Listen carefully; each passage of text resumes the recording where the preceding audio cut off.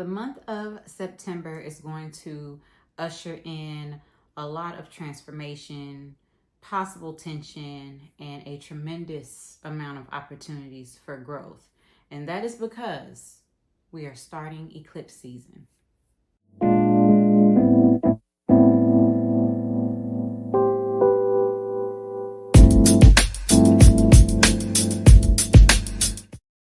Hey y'all, I'm Jasmeen, the owner of House of Chiron Astrology and Reiki, and I make the language of astrology digestible for all of y'all. So welcome to my channel. Welcome in, welcome in.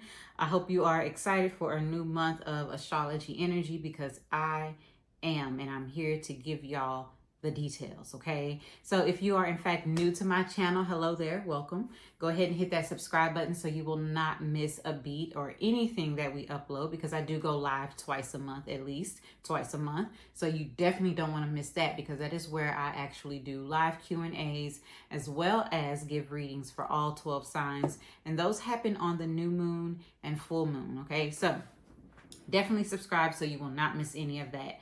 And then we also have this wonderful platform, is Galactic Gossip, the astrology forecast podcast that happens every month. All right. So definitely subscribe. Now, if you are in fact returning, hello there. Welcome back. Welcome home. What's up, fam? All right. We're going to get into the energy for September 2024. The astrology energy, like I said, is going to be coming in with tremendous amounts of transformation, growth, and possible some tension, because eclipse season starts this month, okay? So now the energies are going to be here with this transformation and whatnot. It's going to be a lot of pivotal shifts that are happening, okay? And so it's going to be packed with like significant astrological transits. It's going to be bringing in introspection, because we're still in retrograde season, so things are still kind of under review. We're also going to be kind of looking for the outward expression of that change that we've been really making on an internal level. And so this month, not only do we have Pluto dipping back into Capricorn, right, because it's retrograde, it's going to be dipping back into Capricorn to wrap up some things in those later degrees of Capricorn. We also have a full moon eclipse that's happening in the sign of Pisces. And so we'll dive a little bit deeper into that in our actual full moon live that's going to be happening later on this month, okay? So kind of keep that in mind. I believe we have it scheduled for September 11th. I think we have a schedule for that day. So yeah, anywho, we are going to be diving into all of that, but I'll give you like a brief understanding of what's happening. And then we have, first and foremost, starting off this month, Uranus is going to be stationed in retrograde. So it's still amping and kicking off the retrograde season. Like I mentioned, it's happening at 27 degrees Taurus. So Uranus is almost done with the Taurus energy. Thank you, the Most High. Thank you, Spirit. Thank you, ancestors. Thank you, everybody, because Uranus has been messing up the fixed energy, okay? Been making us change and transform, and just the chaos and the unexpected shifts that have been happening. I have a Taurus rising. So Taurus, Leo, Aquarius, Scorpio, we have all been kind of feeling this, because this Uranus energy has been squaring our signs, our energy. Especially if you have any like personal planets in that sign, you've been really feeling it, okay? So it's going to be stationed in retrograde on September 1st until January 30th of 2025.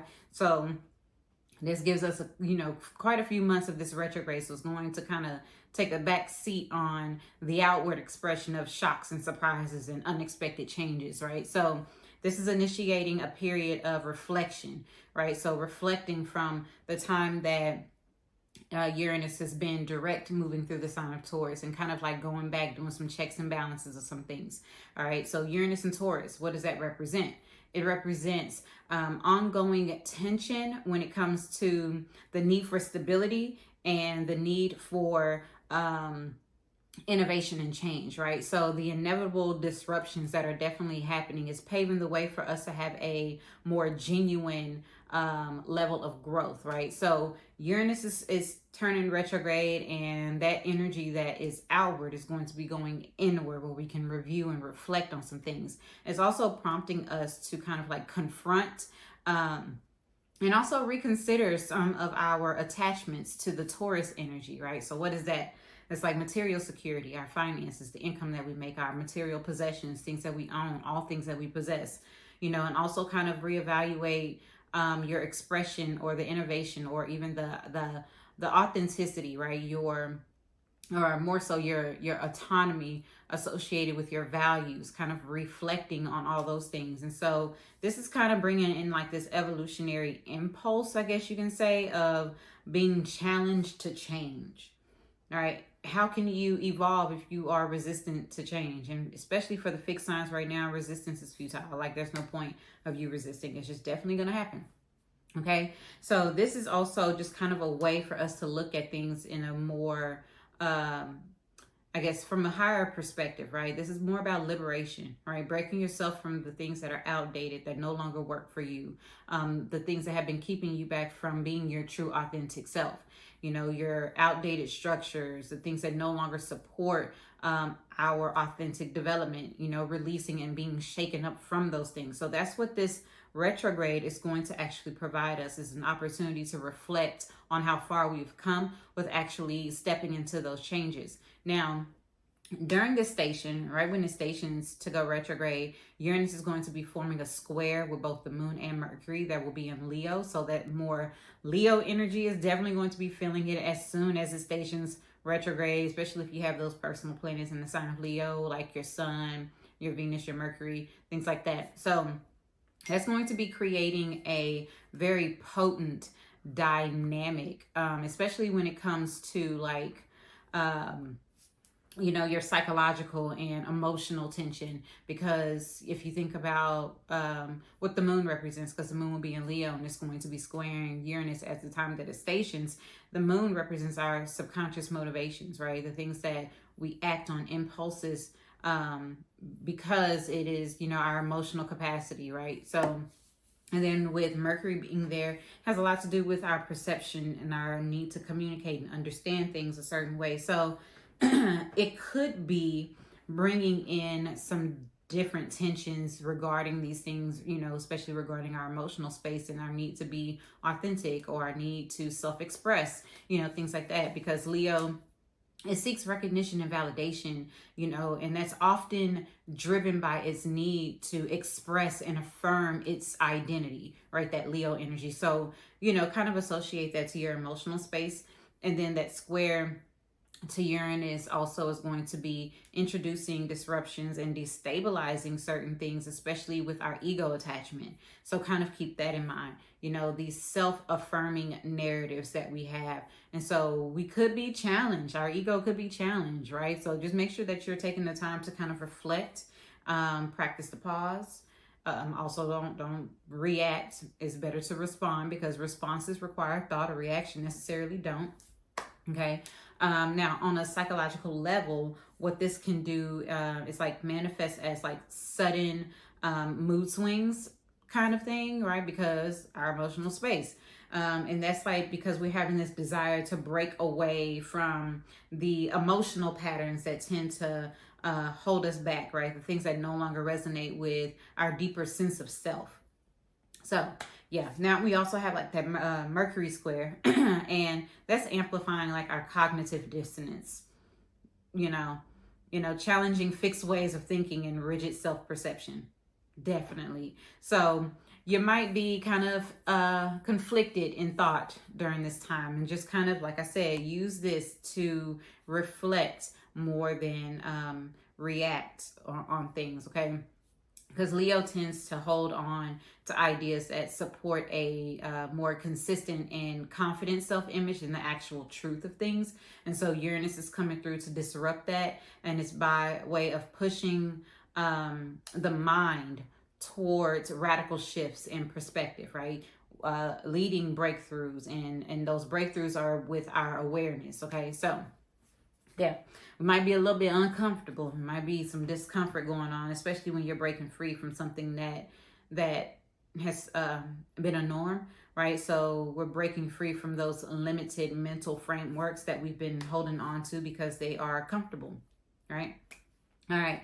So just make sure you're balancing the tension here. And a good way of doing so is by looking to Uranus that's making a trine to Pluto retrograde in Aquarius at this time. And so you know, it could definitely be offering some harmony, like harmonizing some aspects that's like when it comes to our deep transformation, like how we transform. It's going to definitely help us on an internal level because that's a really favorable aspect that's being made with Pluto. And so being able to have an understanding of collective power and the structures and the evolution of what's needed to happen in society, especially with societal norms, right? So yeah, Uranus trining this is going to be more so providing innovative tools that's needed in order to kind of rebuild whatever system, whether it's an internal personal system or these external systems that we have, okay? So, and speaking of Pluto, Pluto is going to be re-entering into Capricorn, also happening on September 1st. So it's happening at the same exact time, just a few hours apart. And so Pluto will be in the sign of Capricorn until November 19th of 2024. And so it's dipping back into Capricorn. A little bit of history, a little context about Pluto was that it's been in the sign of Capricorn since 2008. And you can just think back. I have a video on this already where I dive deep into Pluto entering into Aquarius. And I talked about the history of what it was when it was in the sign of Capricorn and so on and so forth. So go back and find that video. You can find that on my page here. But yeah, so it's been in the sign of Capricorn since 2008. And it has been systematically deconstructing power structures. It has been deconstructing institutions, hierarchies, exposing corruption, and also we are all able to see the decay of outdated systems that are happening, right? So it moved into the sign of Aquarius. You know, it's been doing this back and forth little jump rope situation between Capricorn and Aquarius. And so it's re-entering into Capricorn to kind of close the chapter of where those final unresolved aspects of that Capricorn energy is, right? Those themes for, structures and power dynamics and whatnot. So just resurfacing the things that need to be resolved once and for all before it moves into Aquarius for the next 20 years, where it will remain until 2044. So collectively, this is really a critical time for reassessing the sustainability of these established structures, but also on a personal level, as well as on a societal level, right? You know, kind of look at the evolutionary focus of this by confronting our own lingering attachments to certain things, right? Whether it's control, authority, rigid paradigms, anything like that. So just kind of consciously allowing ourselves to be transformed and allow a rebirth in those areas, right? Where do we need to kind of like loosen the reins on some things and rebuild certain structures in our own life or our own outdated systems that we have built for ourselves, right? So, because things are collapsing, honey. All right, now moving forward real quick, go over this really quickly. This is about the new moon that's happening at 11 degrees in the sign of Virgo on September 2nd. Moon in Virgo is going to be really highlighting themes of health and efficiency, practical restructuring, making sure we're paying attention to the fine details. And you know, with the new moon, it represents a time for a new beginning. So this is where we set our intentions, and based on your energy in your chart, you can listen for all of the energy in your chart, where you need to be setting intentions, right? So you can have the most favorable outcome, because everything is happening in a cycle. Everything happens within timing, right? So just kind of going over that. Now, the new moon will be also making several aspects, one of which is a opposition to Saturn that's retrograde in Pisces. And so this is going to be bringing tension between our need for practical order and the dissolution of boundaries. Moving forward, we are going to be moving into something else, a little different. I normally talk about just like the really big, important transits, and I feel like this one is one of them. So Venus is going to be coming into connection. So it's going to be connecting with Lilith and the South Node at 7 degrees Libra. This happens on September 4th. Okay, so with Venus, Lilith, and the South Node conjoining in Libra, this is bringing unresolved relational dynamics and karmic patterns up to the surface. Okay, so we're going to be focusing on these things around this time. Now, keep this date in mind, mark it on your calendar, September 4th, just in case you start having some issues with relating to other people, whether it's, you know, intimate relationships, your best friend, you know, platonic business, whatever. relationships, all relationships, right? That's Libra energy. So like I said, Libra is always about, you know, balance and harmony. That's what it's associated with. It's about, you know, relating to another person. It's about our agreements, and it's about, you know, contracts and things. And so this is where the energy is meeting the fierce independence of Lilith, right? Keep that in mind. And the karmic understanding or the karmic ties of the South Node. So that conjunction is happening with these three elements is really emphasizing the need to confront where we compromise too much, or on a other end where we resist in partnership, right? Out of fear of, you know, autonomy, or out of fear of losing ourselves, or whatever, right? So you know, the South Node in various astrology aspects or perspectives, you know, it represents a point of habitual patterns, right? So the things that we are comfortable with, the things that we are used to doing, and the things that we are just normally resonant with. And, you know, that's what the South Node represents. And then we have Lilith, right? With Lilith involved, you know, she's a rebel. And, you know, it's a call to break free from anything that is like a cycle of disempowerment and, you know, having to, you know, subjugation in any relationship, you know. So it's just kind of like breaking free of those things and releasing those outdated patterns, or releasing the things that that keep us disempowered, more so, that take our power away. Where are we giving our power away when it comes to relationships with other people? So this period is going to be where relationship dynamics, both personal, societal relationships, are all recalibrated, right? And then conjunctions represent a new beginning. So there's definitely going to be a new beginning when it comes to our relationships and how we can be empowered in our relationships, all while keeping balance and harmony, okay? So there's that. Now, also moving forward, Mars is going to enter into Cancer, and this is happening on September 4th all the way through to November 3rd, because Mars stays in the sign for roughly 6 weeks or so. So Mars entering into Cancer is really setting the stage for emotional driven action. I have Mars in Cancer, so I'm going to be having a Mars return. So this is where motivations are deeply, deeply tied to security and protection. You know, Mars begins to square the cardinal signs once it enters into Cancer. So, you know, Aries and Libra are going to be squaring this. So if you have any personal planets in those signs, and if you also think about what's already in those signs, so what's in Aries, Chiron is in Aries, and the North Node is in Aries. What's in Libra? The South Node is in Libra.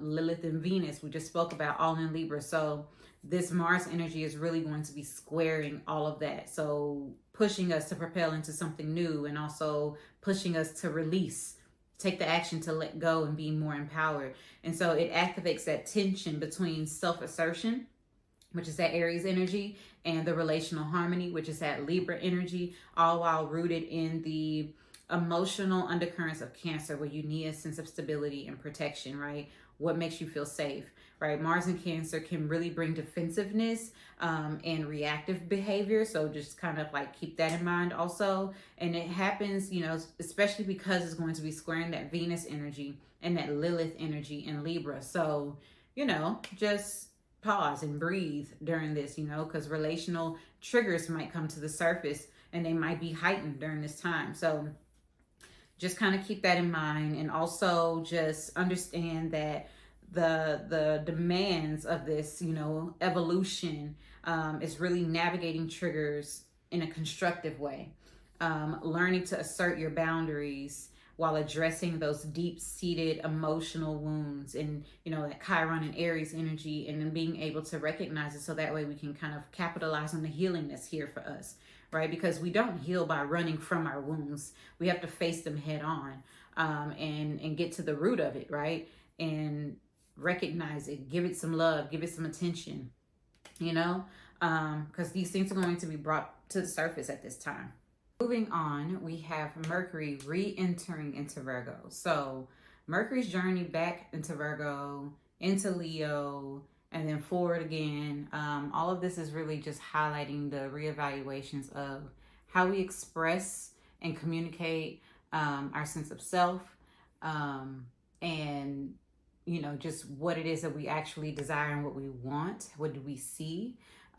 In Leo, Mercury emphasized self-expression. It emphasized creativity, confidence, and it retrograde. So it moved on into Virgo, and then it retrograde in the sign of Virgo. So when that shift happened in Virgo and started doing that retrograde motion, it started focusing on the refinement of those things, right? The analysis, the addressing of practical details, the reevaluation of how that actually is expressed, right? So those details may have been overlooked at one point, and so during that retrograde phase, we were able to kind of recognize certain things that were overlooked. And now that it is moving forward and it's going back into Virgo, we are able to kind of like set those things into motion in a practical manner, right? Not so much in a very bold, kind of grandiose way, but very much so in a practical way. All right. So with that being said,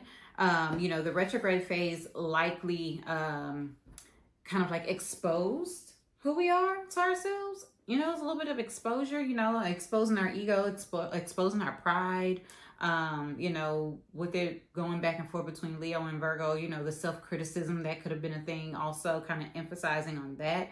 And so just kind of like showing us insights to practical strategies, grounding ideas, realistic plans that really align with who we are on an individual level, but also our collective needs. Okay. So then we're going to have this full moon lunar eclipse. So this is going to be the big energy for the month of September. It's happening at 25 degrees in the sign of Pisces on September 17th. And we will be going live for this one. This is the one I was talking about going live for on September 11th. So just a little preview of what we're going to be discussing about this eclipse is that although it's happening in the sign of Pisces, it is an out of sign eclipse, right? Because we still have the nodes in Aries and Libra.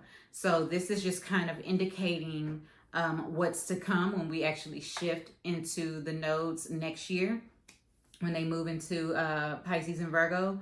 And so, is that right? Pisces, not Pisces and Virgo. Yeah, Pisces and Virgo, because Libra, Aries, Pisces. Yeah, Pisces and Virgo. So when the nodes shift next year into Pisces and Virgo, this is kind of giving us a preview of what is to come for that energy. And so with the nodes still being in Aries and Libra, this is an out of sign eclipse. So it's just really going to be emphasizing that type of significance. And also this eclipse is forming a T-square. So y'all know that it's two squares, and with that, two squares in that opposition, the sun in Virgo is there, of course. Then we have the moon that's there in Pisces, and then Jupiter is also in Gemini. And so this is really intensifying tensions between detailed analysis, that's that Virgo energy, expansive ideas, because Jupiter in Gemini, and then the desire for spiritual dissolution. All right, it's the Pisces energy. So when you have that square to Jupiter, things can kind of get over exaggerated. Things have the potential for being overextended. There might be some confused or even inflated expectations that might happen with that. So, regardless, just kind of like expect those things. Now, also, there's going to be a very kind of grounding energy associated with it when we have a sextile to Uranus and Pluto. Also, that are both retrograde, so it's going to be more internal grounding than anything, and it's providing those opportunities for breakthroughs and understanding and how we navigate the tension on a collective way as well as individually, and how can we do so in a constructive manner, right? So the eclipse also is going to be making a very close conjunction with Neptune, that's also retrograde. Neptune is at home in Pisces. And so there's that heightened risk of being disillusioned, right? Or even just kind of tapping into escapism. It also represents a new beginning. So because they're in a conjunction, it's not an exact conjunction. I believe they're 5 degrees apart. This could definitely indicate, a new beginning in like a spiritual way, a new beginning of endings that are happening, just kind of releasing and dissolving certain things and just finding the balance between visionary ideas and, grounded discernment. That definitely can be something. All right. So we'll go more into that on this full moon Pisces eclipse live that's going to happen on September 11th. So just kind of keep that in mind, okay? Now, moving forward, we have the sun entering into Libra. That happens on September 22nd until October 22nd. So our focus is shifting from work and health and routine into more balance and harmony, partnerships, and just the beauty in life. And just the seasons are going to be changing. And, you know, here we are. We are in autumn, okay? It is the autumn equinox. So as the sun is moving into Libra, you know, it's forming those connections with, you know, the Libra energy, South Node, Lilith, they're all there. So it's illuminating the karmic dynamics when it comes to harmony, balance, relationships. What is beauty? What is it that we actually value? You know, fairness and order, power imbalances is a big one that's going to be coming to the forefront during the Libra season. So avoiding conflict, but also engaging in